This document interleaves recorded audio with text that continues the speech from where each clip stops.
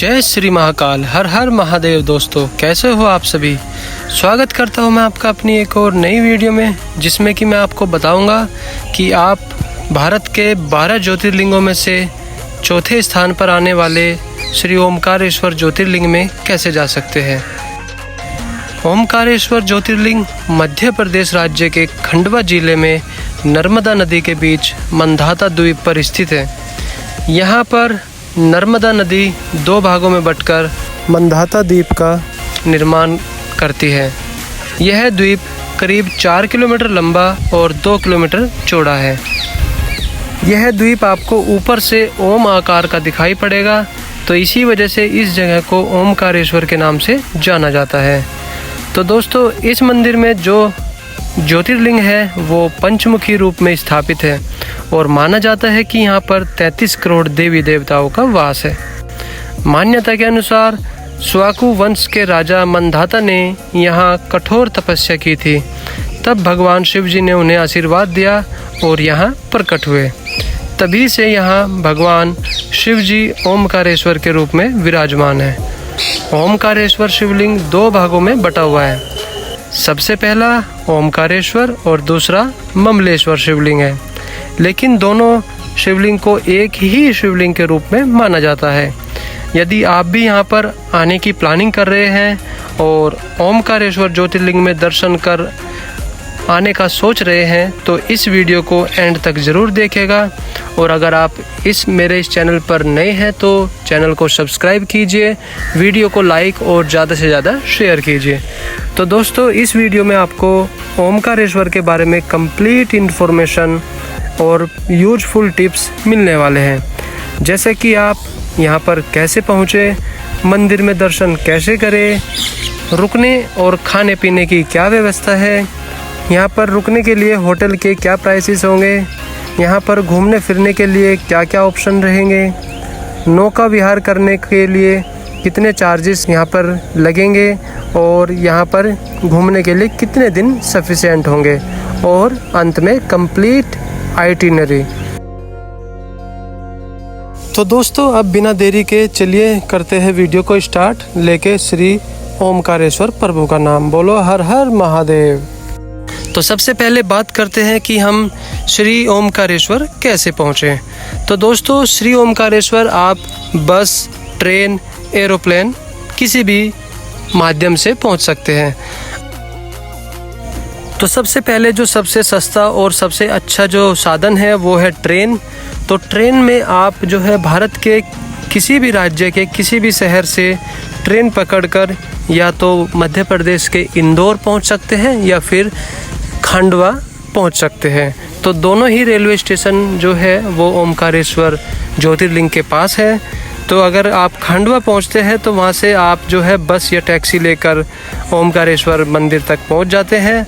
तो बस के किराए की अगर मैं बात करूं तो बस का जो पर व्यक्ति का एक किराया होगा वो होगा 100 रुपये से लेकर 150 रुपये, और अगर आप प्राइवेट टैक्सी करते हैं तो उसका जो किराया है वो लगभग 1200 रुपये से 2000 के बीच में होने वाला है।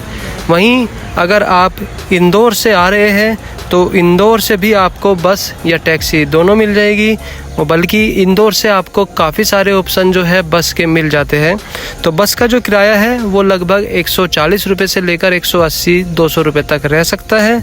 और वहीं अगर आप प्राइवेट टैक्सी से आना चाह रहे हैं तो प्राइवेट टैक्सी 1500 रुपये से लेकर 2500 रुपये तक आपसे ले सकते हैं। तो दोस्तों, अगर आप जो है उज्जैन या फिर महाकाल के दर्शन करने अगर आए हैं तो फिर आप वहाँ से भी जो है सुबह 6 बजे से लेकर 9 बजे तक के लिए जो बस है वो डेली चलती है।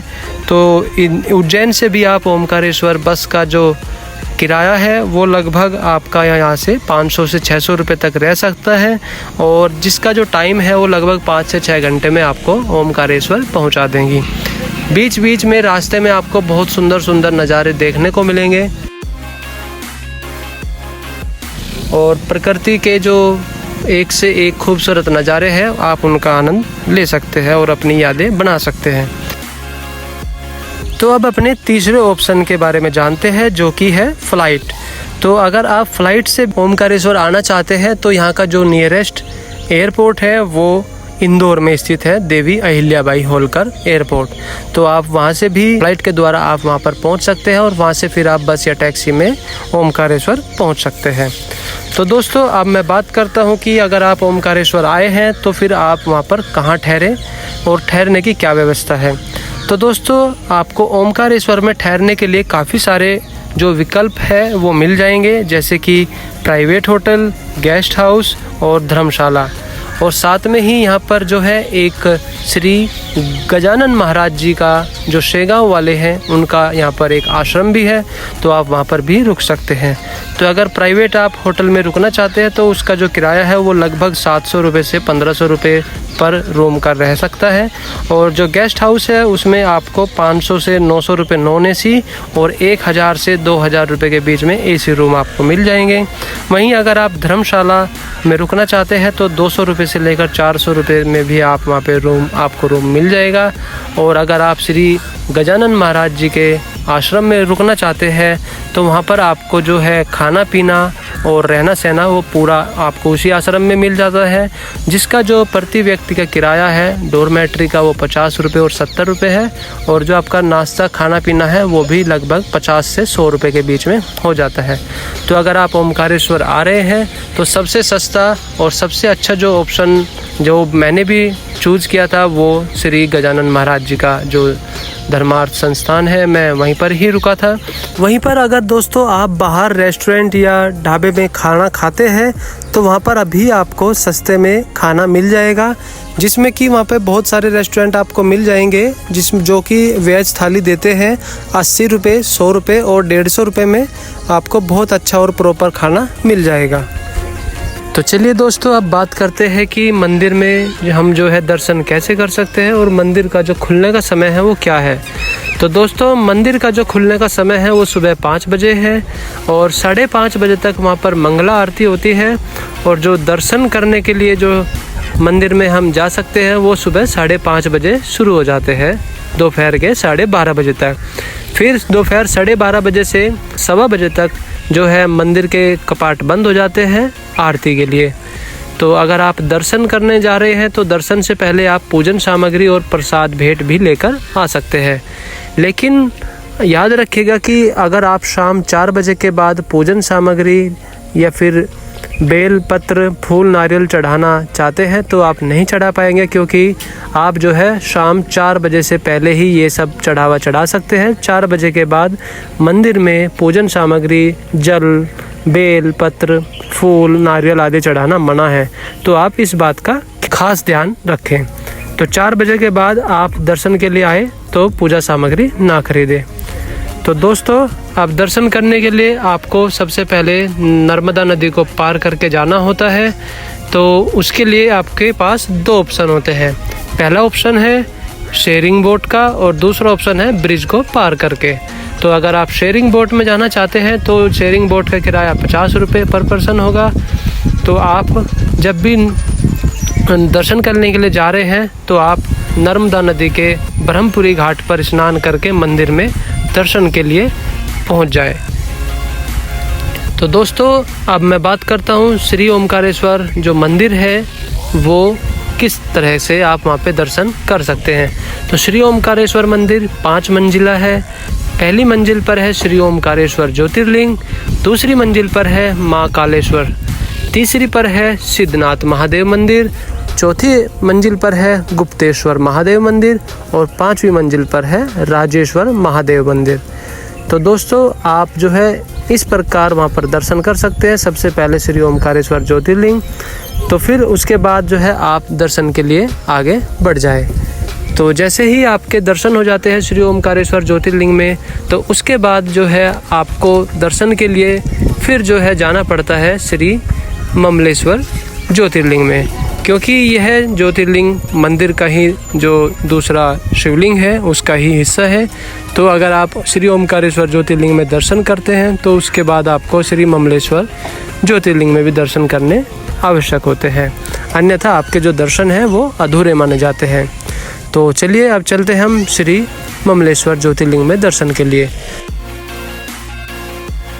तो श्री ममलेश्वर ज्योतिर्लिंग में दर्शन करने के लिए भी आप डायरेक्ट जो है फिर वापस से पुल को पार करके या फिर शेयरिंग बोट से होते हुए वापस दूसरी साइड आ जाइए। फिर वहाँ से जो है आप ममलेश्वर मंदिर के लिए जो है आगे बढ़ते रहिए और वहाँ पर भी आपको जो है पूजन सामग्री जो है खरीद सकते हैं। ठीक वहाँ पर भी सेम यही प्रोसीजर है और वहाँ पर आप जो है चढ़ावा भी चढ़ा सकते हैं। तो आप जो है फिर उसके बाद लाइन में लग जाइए। तो मंदिर के बाहर ही जूते चप्पल की व्यवस्था है, तो आप वहाँ पे अपने जूते चप्पल उतार कर बैग जमा करके आप दर्शन के लिए आगे बढ़ जाइए। तो फिर आप वहाँ पे जो है दर्शन करके फिर हम नीचे जो है नर्मदा नदी के जो कि गोमुख घाट है वहाँ पर चले जाते हैं। गोमुख घाट का नाम इस घाट पर स्थित गोमुख से पड़ा है। यहाँ पर गाय की पाषाण प्रतिमा के मुख से निरंतर जलधारा निकलती रहती है। हिंदू धर्म में इस स्थान का काफ़ी महत्व है, तो इसलिए जब भी आप ओमकारेश्वर ज्योतिर्लिंग जा रहे हैं तो गोमुख घाट के दर्शन अवश्य कीजिएगा।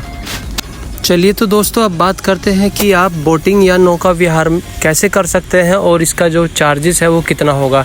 तो दोस्तों अगर आप श्री ओमकारेश्वर ज्योतिर्लिंग आ रहे हैं और साथ में आप जो है बोटिंग या नौका विहार का आनंद लेना चाहते हैं तो बोटिंग का जो किराया है वो 100 रुपये से लेकर 200 रुपये तक होता है। वो डिपेंड करता है कि आप यहाँ से जो कितने पॉइंट हैं उनको विजिट करेंगे, या फिर आप चाहे तो नौका विहार या बोटिंग के द्वारा आप पूरे मंधाता द्वीप यानी कि श्री ओमकारेश्वर ज्योतिर्लिंग की जो परिक्रमा है वो भी कर सकते हैं, जिसमें कि पूरी बोट का जो किराया होगा वो लगभग 2000 रुपये होगा।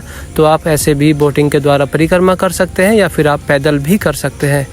लेकिन अगर आप पैदल परिक्रमा करते हैं तो उसमें आपको बहुत सारे जो पॉइंट है, बहुत सारे जो मंदिर है वो आपको मिलेंगे और जिसकी जो पूरी लंबाई है वो लगभग 7 से 8 किलोमीटर की होगी, जिसमें कि आपको 3 से 4 घंटे पैदल कवर करने में लग जाएंगे। तो दोस्तों अगर आप बोटिंग का मज़ा लेना चाहते हैं तो बोट वाले जो है वो आपको 3 से 4 पॉइंट आपको यहाँ से घुमाएंगे, जैसे कि श्री ओमकारेश्वर डैम, कावेरी नदी और नर्मदा नदी का संगम, और इसके साथ में ही जो यहाँ पर आपको ओमकारेश्वर ज्योतिर्लिंग मंदिर है उसका भी व्यू देखने को मिलेगा, और साथ में ही इसके बाद आपको शंकराचार्य की जो बहुत बड़ी प्रतिमा है वो भी आपको देखने को मिलेगी। तो दोस्तों जब आप बोटिंग करें तो आप जो है ध्यान रखिए अपनी जो लाइफ जैकेट है वो ज़रूर कैरी कीजिए और ज़रूर पहनिए, क्योंकि पानी जो है, पानी का स्तर यहाँ पे कभी कम कभी ज़्यादा होता रहता है, तो इसलिए आप उसका भी विशेष ध्यान रखें और अच्छे से बोटिंग कीजिए, और जिसमें कि आपको बहुत खूबसूरत नज़ारे देखने को मिलेंगे। तो बोलो हर हर महादेव। चलिए तो दोस्तों अब बात करते हैं टोटल बजट आपका कितना होने वाला है। तो दोस्तों कुल मिलाकर आपका यहाँ पे 2 दिन का जो खर्च रहने वाला है, जिसमें कि आपका खाना, रहना और दर्शन और बोटिंग का भी जोड़ के लगभग 2000 से 2500 रुपये के बीच में होने वाला है, जिसमें कि आपका जो ट्रांसपोर्ट है ओमकारेश्वर तक जब आप आते हैं वो इंक्लूड नहीं है। तो इसलिए दोस्तों यहाँ पर घूमने के लिए आपको 2 दिन सफिशेंट होंगे। तो चलिए दोस्तों ये आज की वीडियो को करते हैं हम यहीं पर ही समाप्त। तो दोस्तों अगर आपने अभी तक मेरी वीडियो को लाइक नहीं किया है तो प्लीज़ वीडियो को लाइक कीजिए, शेयर कीजिए एंड चैनल को सब्सक्राइब करना ना भूलें, ताकि मेरी आने वाली हर एक वीडियो आपको मिलती रहे। तो उसके लिए आप जो है नोटिफिकेशन या फिर बेल आइकन को दबाना ना भूलें। फिर मैं आपसे मिलता हूँ अपनी जल्दी ही आने वाली अगली वीडियो में। तब तक के लिए जय श्री महाकाल, जय श्री ओमकारेश्वर, हर हर महादेव।